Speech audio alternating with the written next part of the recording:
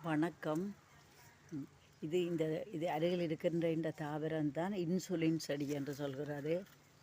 பலருக்கு இன்றைய காலகட்டத்தில் நீரிழிவு நோய் இருக்கிறது அதிகமானோருக்கு. அந்த நீரிழிவு நோய்க்கு இது ஒரு சிறந்த மருந்தாக, மூலிகையாக பயன்படுகின்றது. இது கழுவி போட்டு அப்படியே சாப்பிடலாம். வெற்றிலை சாப்பிட்டது போல இருக்கும்.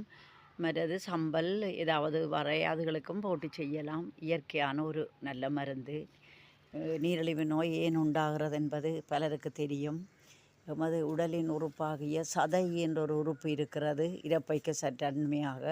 இதனுடைய செயற்பாடு பாதிக்கப்படும் போது அதில் சுரக்கப்படுகின்ற இன்சுலின் என்ற ஹோமோன் சுரப்பு குறைகிறது.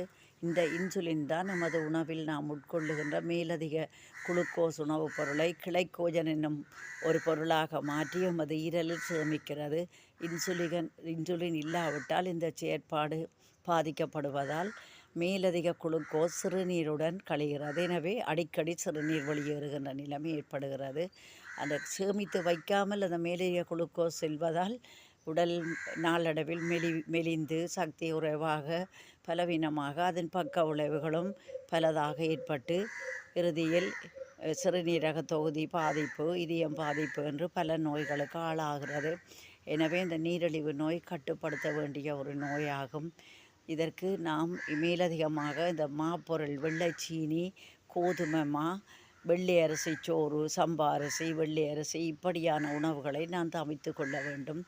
தவிட்டு உணவுகள் அளவோடு பாவிக்க வேண்டும். தானியங்கள், மரக்கறிகள் அவற்றை கூடுதலாக பாவிக்க வேண்டும். மாற்றத்து கூடுதலாக இருக்கின்ற கிழங்கு வகைகளை தவிர்த்து கொள்ள வேண்டும். நன்றி. இதுதான் இன்சுலின் செடி. மீண்டும் நன்றி.